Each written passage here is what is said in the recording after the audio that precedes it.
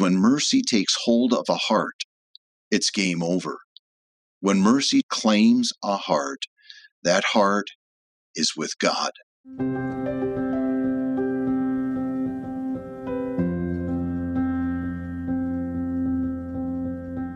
Welcome to Matters of Soul Importance, where we dive deeply into topics of both earthly and eternal consequence. I'm Roxanne Solonen, faith columnist and features writer for the Forum, author, and speaker. During the extraordinary Jubilee of Mercy year, late 2015 to 2016, I had the chance to hear Monsignor Thomas Richter talk about mercy at a Lenten mission at St. Mary's Cathedral here in Fargo, North Dakota. But even before that, I came to know the gifts of this priest on a personal level when he became my father's last confessor while serving the Cathedral of the Holy Spirit in Bismarck. He buried my father, Robert Beauclair, and 2 years later, my grandmother, Elizabeth Byrne. Because of that, I'm forever endeared to this priest and have felt privileged every chance I have gotten to hear him speak. Monsignor Richter began life as a little boy on a dairy farm in North Dakota in a large Catholic family. When he speaks often from this vantage point of having been grounded by the prairie, by agriculture, and by everyday people trying to make a living and trust in God. A bit more background before we dive in. Thomas Richter graduated from North Dakota State University and Cardinal Metsch Seminary in Fargo, North Dakota, following his years studying electrical engineering and philosophy. He completed his priestly formation at the Pontifical North American College in Rome, along with pursuing theology at the Pontifical University of St. Thomas Aquinas. He was ordained in 1996. Monsignor Richter's assignments have included high school and parish ministry, in addition to vocations director and vicar for deacons from 2002 until 2012.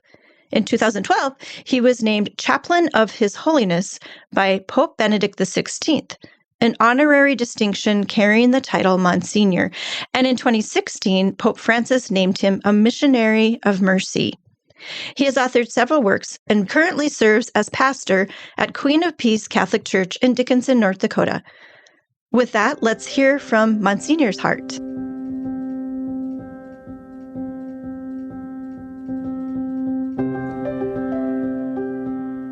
Well, welcome, Monsignor, to Matters of Soul Importance. I'm so happy that you have been able to spare some time to be with us this morning. I'm grateful for the opportunity, Roxanne.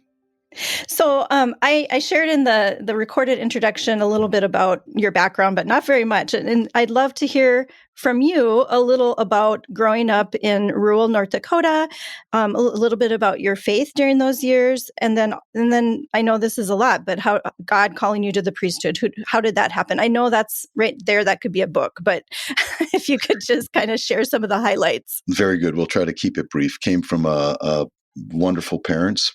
Who have since gone to God just recently, but wonderful parents, Victor and Mary, had come from a large Catholic family. I have 13 brothers and sisters. So we grew up on a farm outside of Bismarck. Living and practicing the faith, especially the sacramental life, was just kind of a real staple for us. So that was a real foundation for it all. The rosary was a part of our family too at different times of the year. Always had an interest in the faith. I think the Lord gave me the gift of faith as a young man. And so the real particular was belief in the Eucharist as a little boy. It was always a part of me. But when it came to the call to the priesthood, that started my senior year in high school. It wasn't attractive to me. But the Lord was pretty ferocious in His pursuit, and so He didn't let me leave. When I'm grateful for that. But I went to college, got my electrical engineering degree at NDSU, and then it was my senior year of studying engineering that I decided I'm going to give this seminary a try. My father was instrumental in that. One particular day on the way home from church, our little St. Hildegard's parish, which was about 8 miles from our farm, he and I were driving home, just he and I in the car. He sent everybody else in the other car or cars. We usually had to take 2 or 3 cars to church. Right. And so he set it up where it's just him and me. And when we got about a mile and a half from our farm on the dirt road, he slowed way down, turned to me and said, "Son, I want you to know that everything I've admired in priests throughout my life, all their qualities, I see in you. Whoa.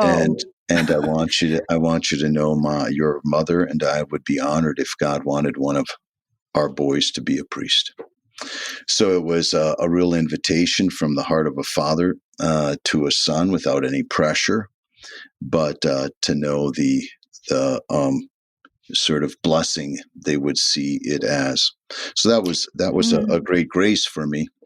Can I stop you real quick? I don't want to ruin your train of thought here, but I do have a couple questions real quick. Yes. I don't think you mentioned, sometimes I don't hear all the details when I'm doing this, but did you say what birth order you were in? I always think that's kind of interesting to place you in that large family. Where were you? I'm smack dab in the middle. With 14, you have a lot of middle kids, but Yes. I was the middlest. The middle. I have a middle. I mean, I only have 5, but I was just telling someone the other day, she was like the dead middle, like right in the middle. Yeah. Yes. And then there's 2 other middles. And in fact, my brother right below me, number 8, is also a priest, Father David Richter. So Right. the 2 middlest ended up being called to the priesthood, and we're now priests for the Diocese of Bismarck. And then the other question, where exactly were you located? We a farm outside of Bismarck, about 20 miles southeast of Bismarck. So if you go past the University of Mary, about 11 miles, and up a dirt road for a mile, you'd run into our farm.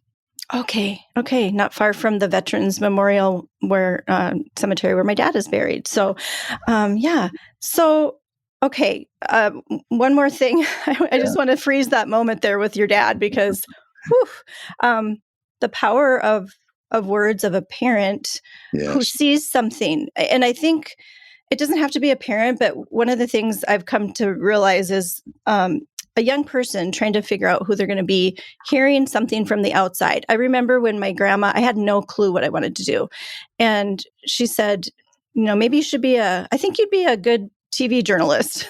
So I actually, it was the first time, I don't know, I did end up doing that, going into broadcast journalism, and then later moved towards print, just because I thought it just seemed like it would be hard to have a family and being a TV broadcast journalist, and I could have more flexibility that way. But anyway, I remember how that stood out, and we don't always speak those things. Maybe we think those things, but people on the outside can see us in a way that we can't see ourselves. So that was one of the things I wanted to bring up. It's a powerful moment, and I'm wondering, were you like, as he started slowing down and I can hear the gravel road, like the little rocks kicking up, and you can hear them, were you filled with trepidation or just kind of questioning, or what? Do you remember how you felt? Because that seemed like, what was he going to do? Pull you over and what? Yes, it was a real sort of significant moment for me, Roxanne. It was clear my father had put a lot of thought into this. Right. It was clear that he was incredibly intentional, that he and Mom, I'm sure, had conversations about this, that he had prayed about it. He chose his words very specifically. And so, it was affirming to me, and it landed. It agreed with what I was experiencing, but in some ways was afraid to admit and acknowledge. And so that helped remove some fear and some confusion. And I've always encouraged that. I wrote a little booklet on that, in fact, for pastors and parents in how to do that in an effective way. And I used my father as kind of the paradigmatic example for that. So it was a real grace of affirmation and clarity from Dad for that. Yeah, and just kind of a message to parents, like speak the truths that you see in your children as they're kind of getting ready to go off into the world. They may or may not heed that, right? But don't forget to let them know what gifts you see in them. So just that little side note. So now you're taking the leap of faith and saying, okay, I'm going to give this a try. So Yes. what stands out about that part of your journey? I studied philosophy for 2 years at Cardinal Minch Seminary. A great little seminary in Fargo. So grateful for that. Great professors, great priests, great formation there. And then I was sent to the North American College for Theology for 4 years.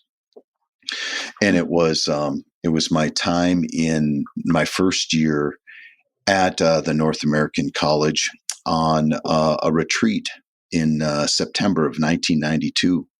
I had just arrived in Rome, hadn't been there for much more than a month. I arrived in a difficult circumstance. I was sick that summer of 1992 and ended up having to have a tonsillectomy just a week before flying over. And after landing in Rome, I didn't spend enough time healing before I departed. And my throat hemorrhaged, and I was in the hospital. My first 5 days in Rome, undergoing surgery to stop the bleeding, and so it was a very difficult time those first weeks, being away from home and being in this foreign country, and then being sick and not being able to be a part of all the orientation that my classmates were going through. Wow. Well, then thankfully the retreat came along out in the mountains outside of Rome at a convent monastery. And I had Father Hank Bertels as my spiritual director. He was a Jesuit working in Rome. And he was my spiritual director and was just a tremendous instrument of God. I had fasted like on day 2 of the retreat. He recognized that I was fasting. And like on day 3 in direction, he said, "Tom, I noticed you didn't eat pranzo yesterday. Why are you fasting?" and that shouldn't have been a difficult decision or a question, but it kind of threw me into a bit of a confusion. And I think I gave some sort of answer. I need to be more disciplined. I'm so confused. I can't pray. I'm distracted. And I thought just doing some penance would help me with that. At this point, Roxanne, I didn't know the Lord. And so my kind of default always was if my experience wasn't right, I just had to try harder. So I pretty much felt the gospel of try harder. And so I thought, yeah, I just need to fast. And then, I'm going to get answers, and my experience of prayer is going to go the way I want it to. So I said, yeah, I'm just confused and I can't focus. And so I thought I would fast. Then he quickly said, "Tom, can you make God love you?" Just lasered into the whole central issue. And once again, I just had this sense of this shouldn't be a hard question, but I really don't know the real significant response to this. I maybe quoted something. I don't even know what I said, but he then helping me out said, "You can't, can you? You can't make God love you any more or any less. But the good news is he already does, right? Tom, he already loves you. And you're fasting simply to say thank you. Your fasting is an expression of gratitude of his gracious, generous, freely given love before you could ever do anything in response to him."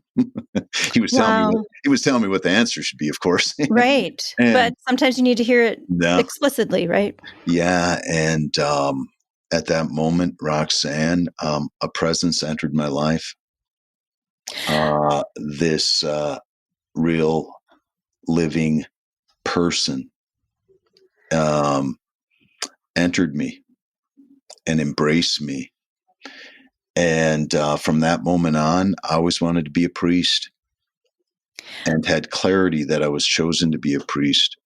It was a real encounter with the risen Christ in a real, lived, affective way, to where my heart now was awakened, not to Jesus as an idea, but Jesus as a living person, God as a living person. And thus now, everything changed in the awareness of God, and everything we believed now became living mysteries that I experienced here and now, not in some distant future after I die, but what we believe are living mysteries present now, present in a person, the risen Christ. So for the rest of the retreat, this is a good introduction, by the way, to Mercy. For the rest of the retreat, Roxanne, it was amazing. I remember walking through the hills and small mountains there. And everything I had, all the ideas I had in my mind had to all be reworked, rethought, because now I had to add mercy into everything. That all of this is about the encounter of mercy in Christ, and the rest of my life is simply a response to that. Can I break in? Yes. I'm stuck on something you said. It kind of breaks my heart a little bit. I knew what you were talking about and you answered the question, but these words, I didn't know the Lord. The reason I'm going back there is because I've heard from a lot of young people who've left like the faith, the Catholic faith, which is the faith that you and I share. Mm-hmm.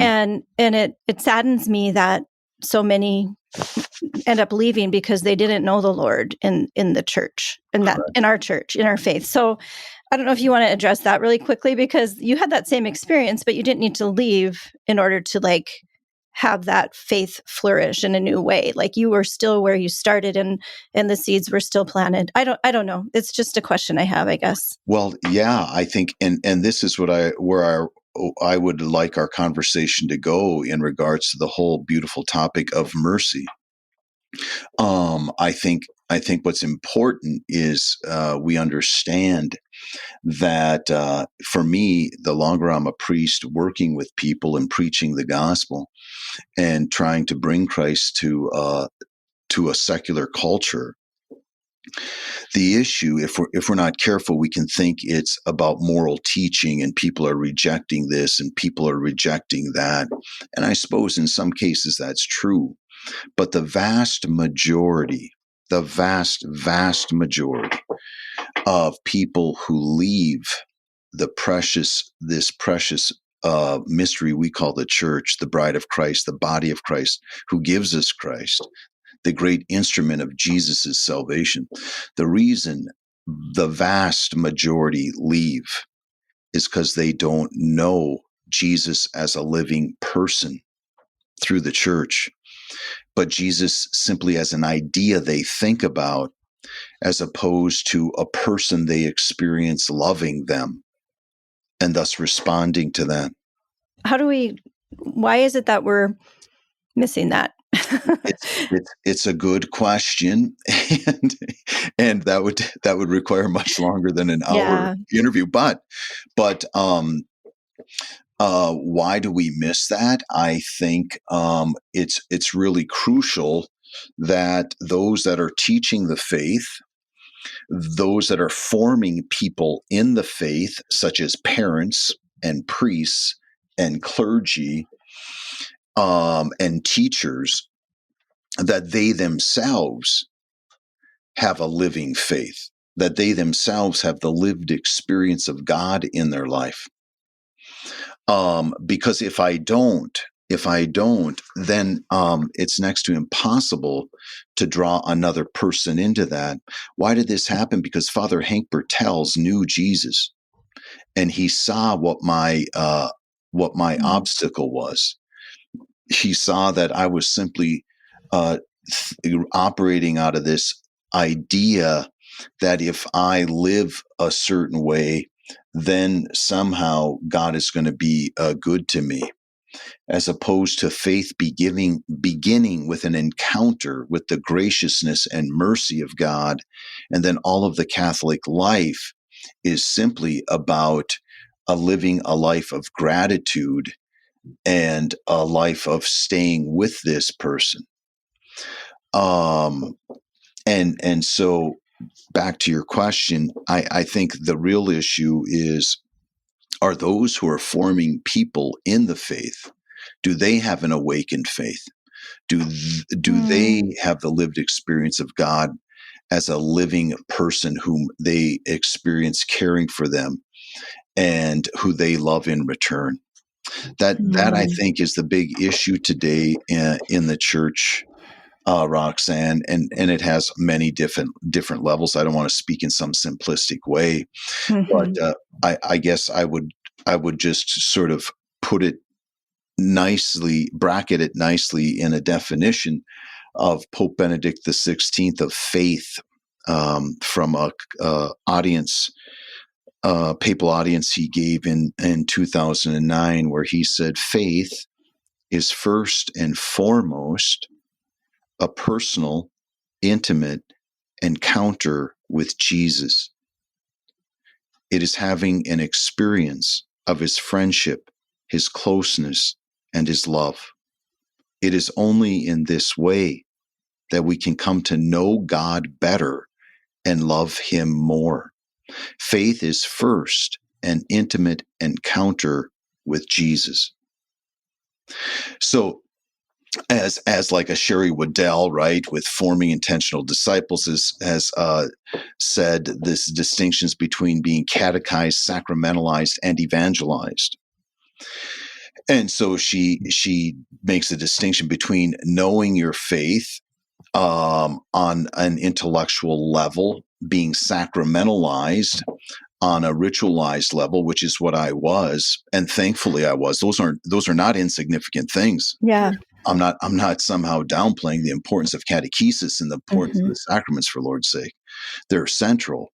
But the evangelized part is crucial today, and the evangelized part is precisely this encounter with a living person. I'm glad you brought that up, because I feel like I had that experience in high school. I was touched by God. I had that awareness of gratitude even back then. But I mean, I had a long way to go, and I didn't have, I kind of grew up when we weren't well catechized. So like I had the relationship, but I didn't have everything else to go with it. So I was kind of the backwards part of that. But, and even so, I've even trying to live out that faith. I recognize that sometimes our children are still going to have to find it for themselves, and still going to have that encounter. How old were you when you were touched by Christ in that way in Rome? I was, I think, 24, 23 or 24. Then from there, right, it just received some good formation and was ordained on June 13th, 1996 at the cathedral in Bismarck. And since then, have been a teacher in high schools, pastor in several different places. And I had the privilege of being the vocation director for the Diocese of Bismarck for 11 years.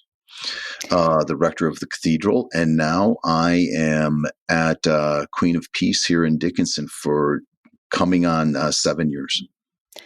My mom, this morning, I texted her and told her I was going to be interviewing you, and she said to say hi. So I'm just going to do that right now, so she knows she'll be listening. But she is indebted to you. We appreciate you so much. I miss her. You greet her for me. I will. So that's that. I'm curious about the title Monsignor, because even as a Catholic, I kind of have an idea, but can you share a little bit about that? And then I do want to hear also how you were named a Missionary of Mercy. I'm just curious what you think led to that designation, and then tell a little bit about that. Well, Monsignor, the formal title is Chaplain to His Holiness, to the Pope. That a Monsignor is seen as a chaplain to the Pope. That's where it originated from. And it happens by the bishop requesting of the Pope to name this priest or that priest a Monsignor. It's an honorary title.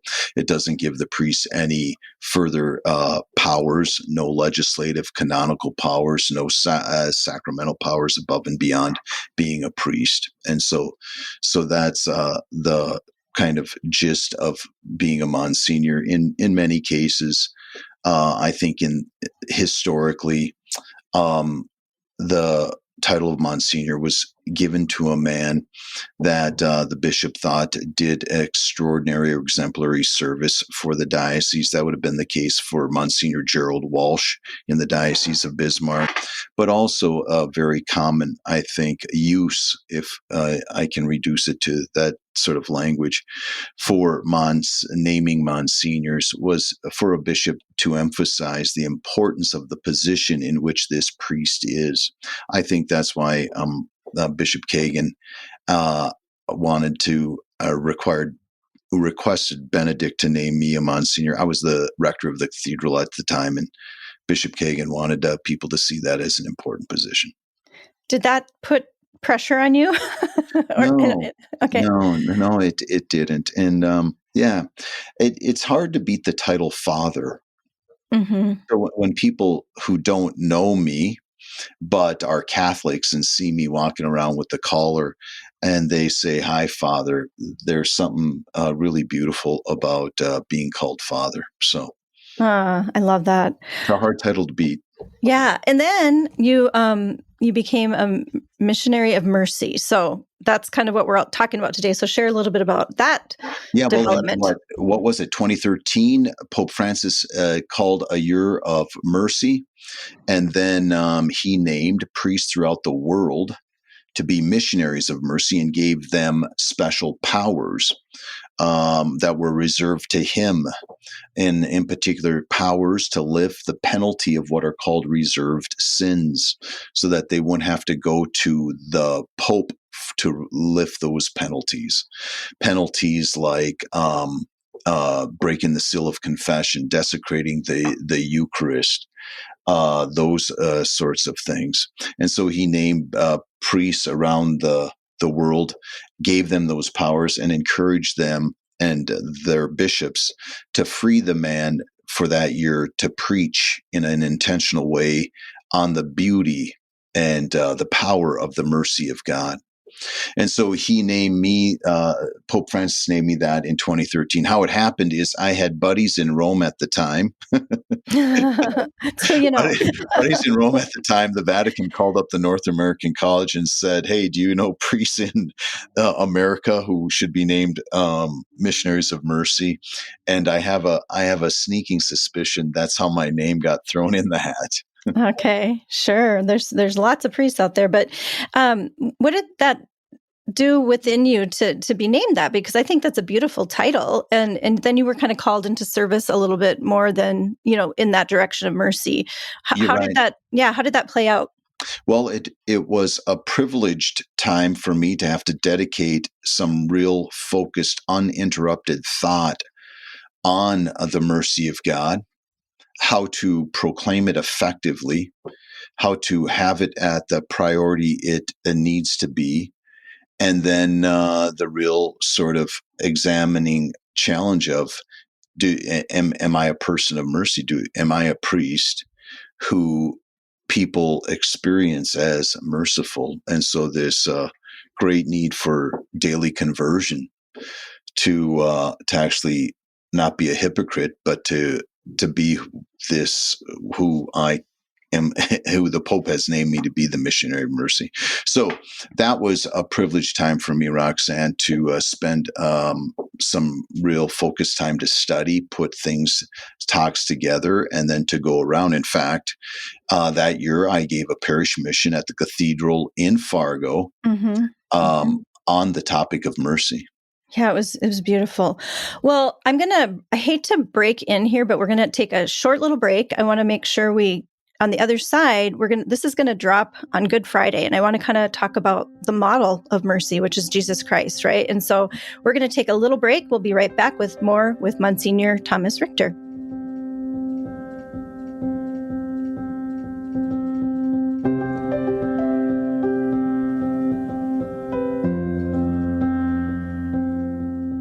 Get 6 months of local news for just $2. You get unlimited access to the news and information you need to stay connected to your community. Visit inforum.com/subscribe to get 6 months of local news for just $2. Well, welcome back to Matters of Soul Importance. I'm Roxanne Solonin, your host, and Monsignor Thomas Richter from the Diocese of Bismarck. He's over in Dickinson at Queen of Peace. We have been talking about mercy. What is mercy? Monsignor was named a Missionary of Mercy by Pope Francis and had a great role model for mercy, which is our Lord and Savior Jesus Christ. So, Monsignor, I'm sure as you were preparing to go about the country speaking on mercy, you had to dip into the great model of mercy. Share a little bit about that. Very good. There's much to say about it, of course. St. John Paul II said mercy is God's greatest attribute. Mercy is God's greatest attribute. Pope Francis said mercy is God's second name. And so very clearly, mercy is at the center of the message of the gospel, at the center of the church's mission to preach and give access to the mercy of God. When the second person of the Blessed Trinity became a man named Jesus, mercy now became a person.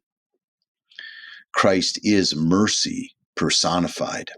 He is the encounter with the mercy of God. And so that those are just a couple of ways to understand it. The Catechism would say that mercy is the loving kindness or compassion shown to one who offends.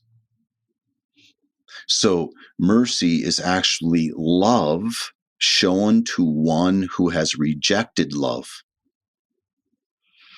And so in the sin of our first parents, I think the best way to understand mercy, Roxanne, is going back to the garden, to Adam and Eve, and seeing the situation there, understanding it, and then seeing mercy as the remedy.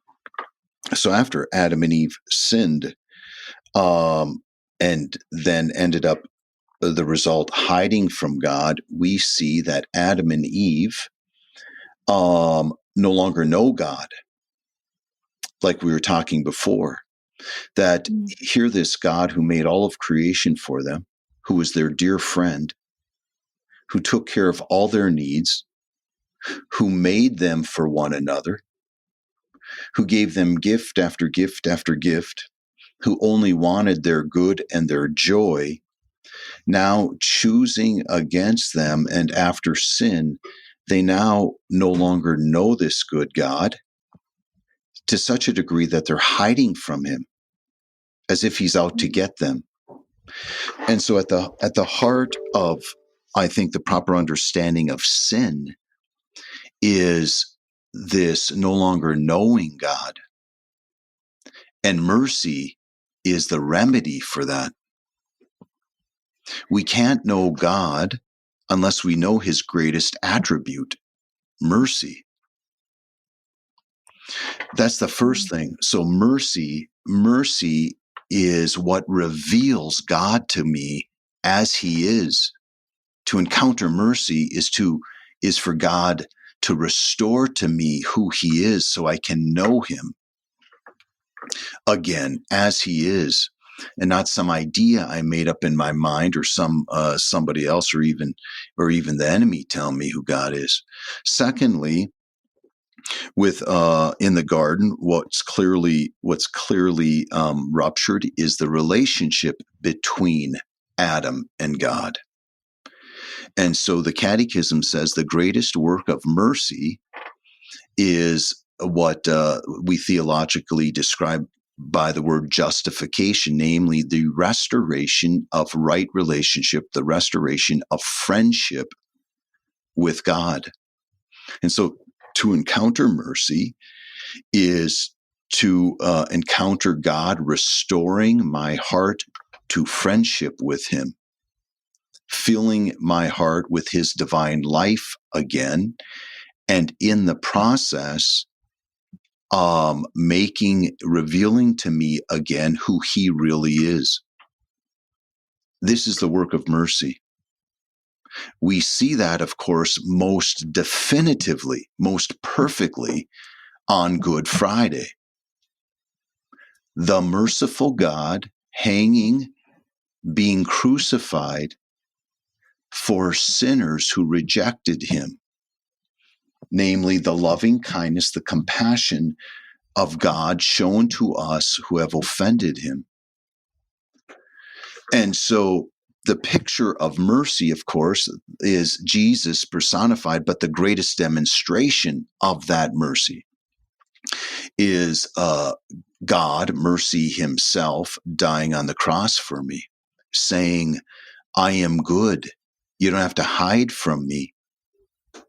I lay down my life for you. You don't have to be afraid of my will.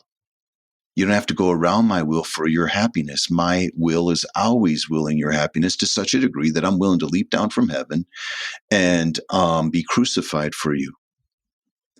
And so this is the great work of mercy, revealing to me who God is, and then secondly, restoring friendship in the encounter with that mercy.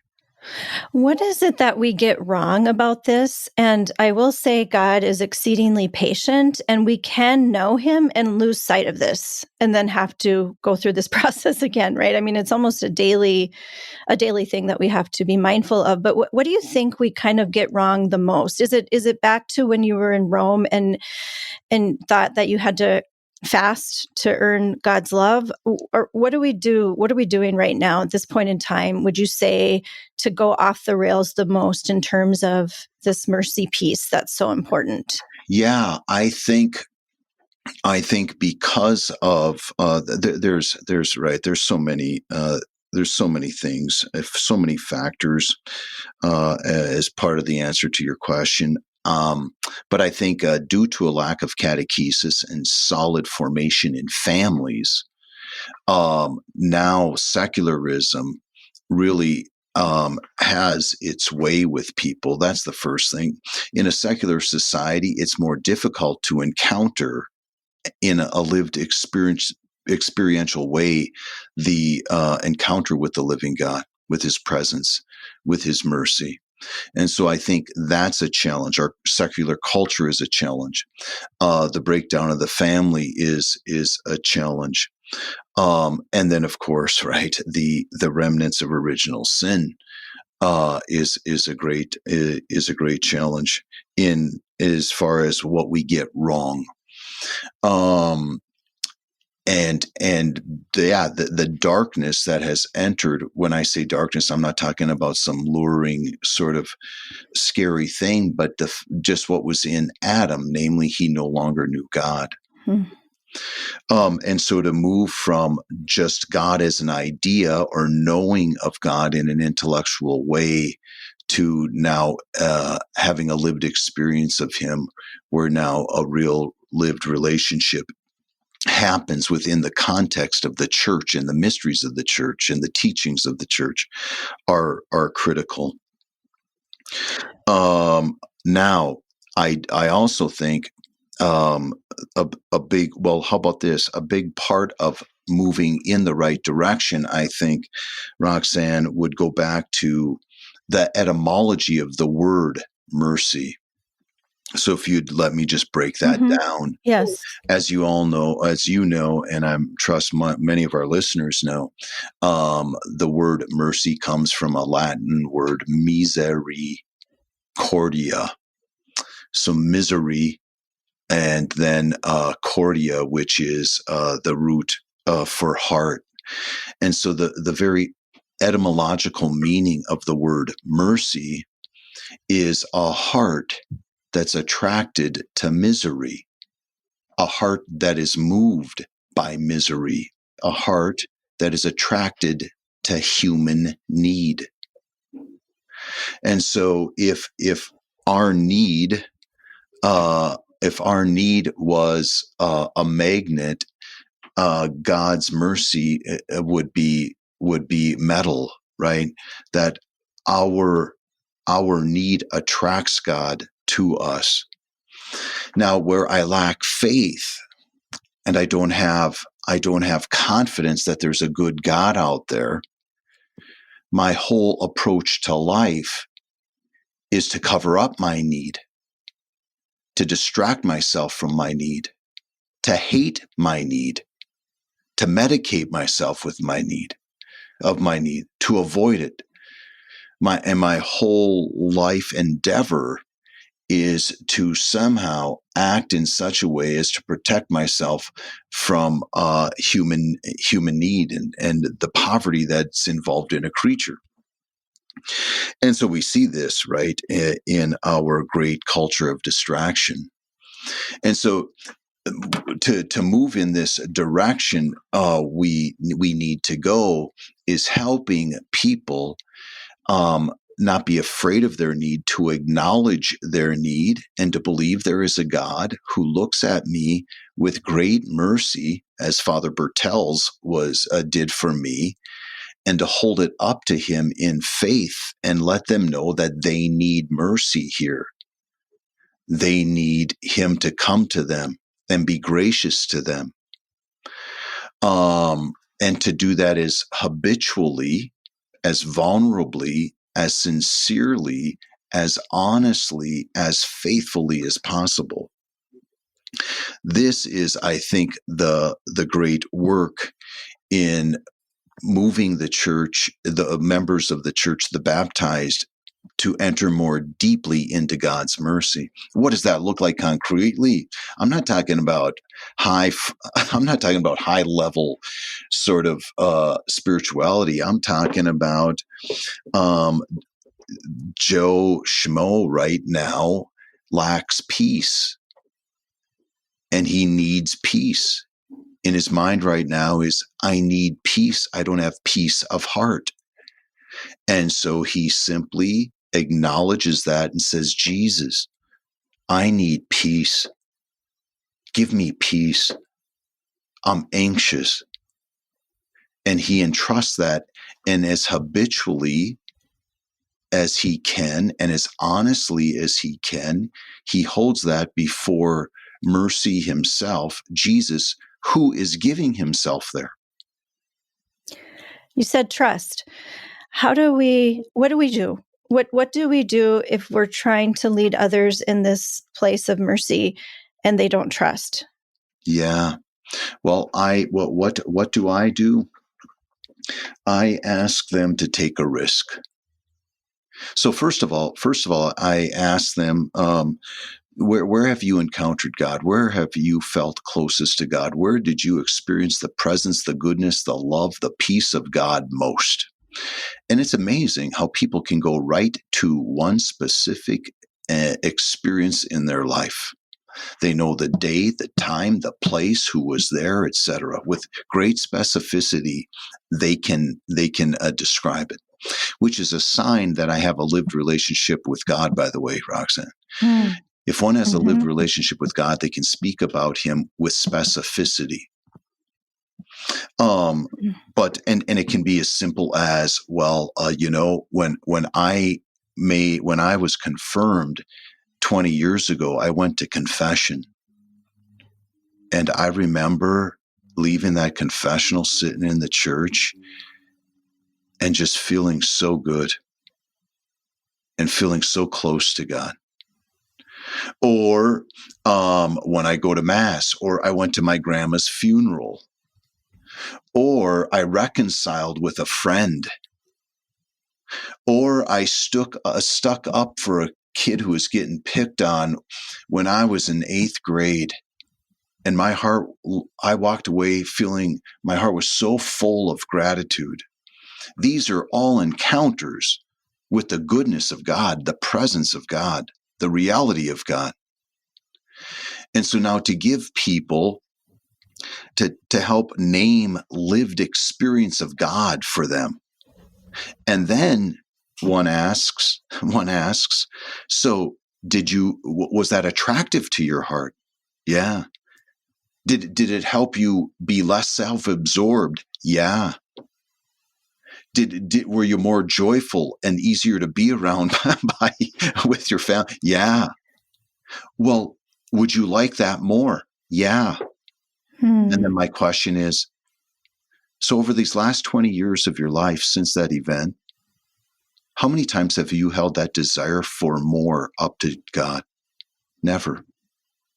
Why not? Well, I really didn't think God really was that generous, would want me to have that kind of interior peace. I thought that was just kind of a mountaintop experience. No. And so to get them to trust, what I recommend, Roxanne, is getting them to take the risk for the next month, every day, whatever their great need of their heart is, to simply bring that to God, whether it's the Father, the Son, the Holy Spirit, Jesus, or just God, the name of God, and to bring it to Him as many times a day as they can. So, God, if you're real, I want to experience your love for me. Jesus, I give you permission to reveal your presence to me. Jesus, I want you to be real to me. And they just do that 25 times a day for a month. Simple. Mm-hmm. And it has to, you can't give up. Like, I think some people just like, I tried and didn't get anything. That's right. Because once you start trying that, right, the last thing the enemy wants is for people to encounter and experience the goodness of God, the closeness of God, the care for God, the mercy of God. Because when mercy takes hold of a heart, it's game over. When mercy claims a heart, that heart is with God. Can we still sin? For sure. Is there still free will? Yes. But that person now, the Lord has all kinds of movement and opportunities to now draw that person into a deeper and deeper closeness into Him, and now become a great instrument for God and His mercy. So as soon as the heart starts to exercise and reach out to the Lord, as I'm describing, the other thing comes in and says, this isn't going to work. Mm-hmm. You're just making this up. You're being silly. You don't know how to pray. This won't happen to you. Yeah, it happens to like nuns, but not you. You're just a schmuck. Give up. And so the great enemy to the encounter with the Lord, for one who is moving toward a more and more awakened, lived experience of Him, the great enemy is discouragement. Discouragement. And in fact, St. Faustina Kowalska, the great apostle of God's mercy in our last century, said, what makes the heart impure is discouragement. In other words, what makes the heart not know God and be absorbed more and more in itself, like Adam was after sin, is following this spirit of discouragement. And so I just live alone more and more around my need and don't bring it to Him. And therefore, I can't receive Him.